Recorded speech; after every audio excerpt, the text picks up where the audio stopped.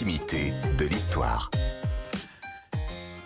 Et aujourd'hui, Clémentine, vous nous racontez le destin de Julien l'Apostat, le premier empereur romain qui a trouvé du Lutèce encore plus cool que Rome ou Constantinople.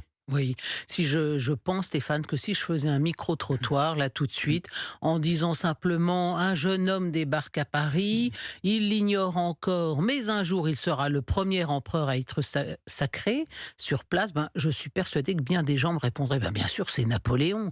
Non, c'est pas Napoléon, parce que ce jeune homme, il n'est pas corse, il est romain, et lorsqu'il découvre la ville, elle s'appelle pas Paris, elle s'appelle Lutèce, et il ne se nomme pas Bonaparte, mais Julien. Et Julien, l'Église catholique l'a baptisé, c'est sous ce qualificatif qu'il est resté dans l'histoire, l'a baptisé Julien l'Apostat parce qu'il a renié le christianisme et qu'il faisait l'éloge de dieux anciens. Alors on considérait que tout ça était très grave. On est en quelle année ? Alors, lorsqu'il arrive à Lutèce, Julien a 27 ans, on est en 358, et il est déjà César. Qu'est-ce que ça veut dire d'être César ? Ça veut dire d'être l'héritier en puissance d'un empire romain dont Byzance est la capitale. Et Byzance est déjà devenue Constantinople, du nom de l'empereur Constantin.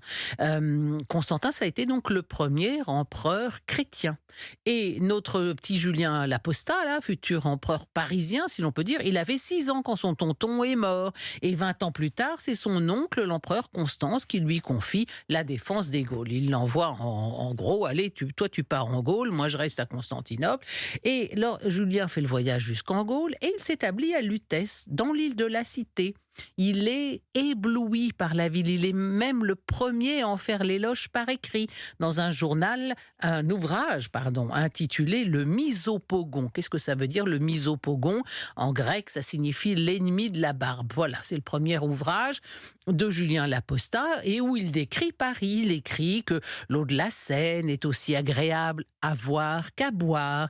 Il laisse la toute première trace écrite de l'existence d'une culture maraîchère à Paris. Il décrit les vignes et les figuiers, que les Lutétiens protègent du gel en les recouvrant de paille. Je vous cite Julien l'Apostat dans le Misopogon.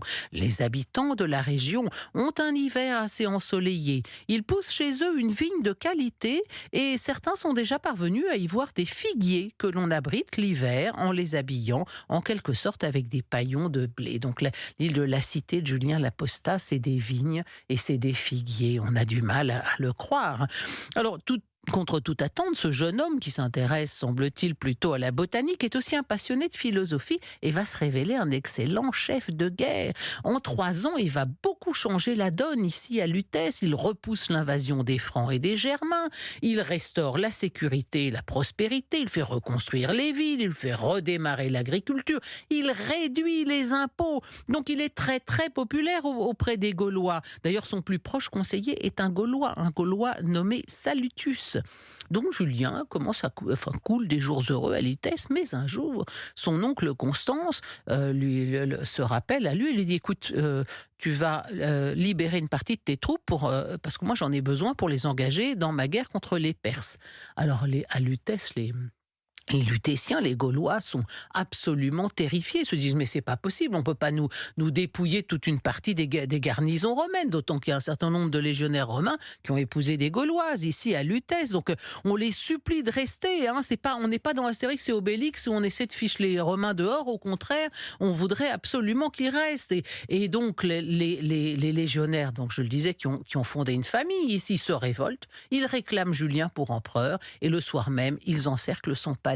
Et donc, au petit matin, quelque part, entre l'actuel parvis de Notre-Dame et le palais de justice, Julien est hissé par ses soldats sur un bouclier. C'est la première fois qu'un empereur romain est porté ainsi sur un pavois à la mode franque. Alors là, par contre, on est bien dans Astérix et Obélix, à bras raccourcis, que c'est sur un bouclier. Bon, sauf que c'est pas un pavois, parce que pavois, ça vient de Pavie, c'est italien, c'est bien plus tardif, c'est plutôt, je dirais, si on veut utiliser le terme technique approprié, c'est un scotum avec un nimbo central, c'est-à-dire un grand bouclier romain avec cette espèce de pièce qui permet d'éviter les coups. Bon, quoi qu'il en soit, grâce à Julien l'Apostat, Paris aura été quelque temps la vraie capitale de l'Empire romain d'Occident. C'était pas Constantinople ou Istanbul à ce moment-là, mais devenu empereur, Julien va caresser ce rêve d'aller à Constantinople, naturellement, mais de réunir l'Orient et l'Occident.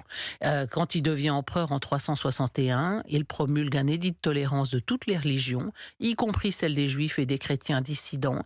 Puis il va tenter d'instaurer une sorte de syncrétisme, c'est-à-dire, vous voyez, de faire un genre de mélange entre le christianisme et divers cultes autour du dieu soleil. C'était un empereur extrêmement tolérant, mais bien sûr, ça, les chrétiens vont pas le lui pardonner.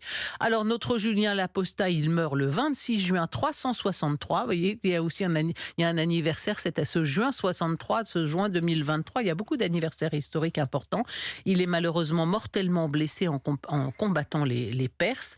Et à Paris, écoutez, il n'y a aucune trace de lui. Jusqu'à présent, on pensait, quand on allait au terme de Cluny, il y avait une statue qu'on pensait être celle de Julien l'Apostat dans le Frigidarium. Et en fait, même pas. Il semblerait que ce soit un simple marchand. Donc, il y a rien de Julien d'Apostat, qui a été pourtant notre premier empereur parisien. Oui, on serait tenté de dire sic transit gloria mundi, voilà, puisque plus personne ne s'en souvient. Vous aussi. Ah moi si, oui, oui. Alors une petite pensée pour le premier empereur parisien qui était romain et qui a trouvé que Paris était décidément plus cool qu'Istanbul. Est-ce que c'est toujours vrai? Peut-être pas, ça. Vaste débat.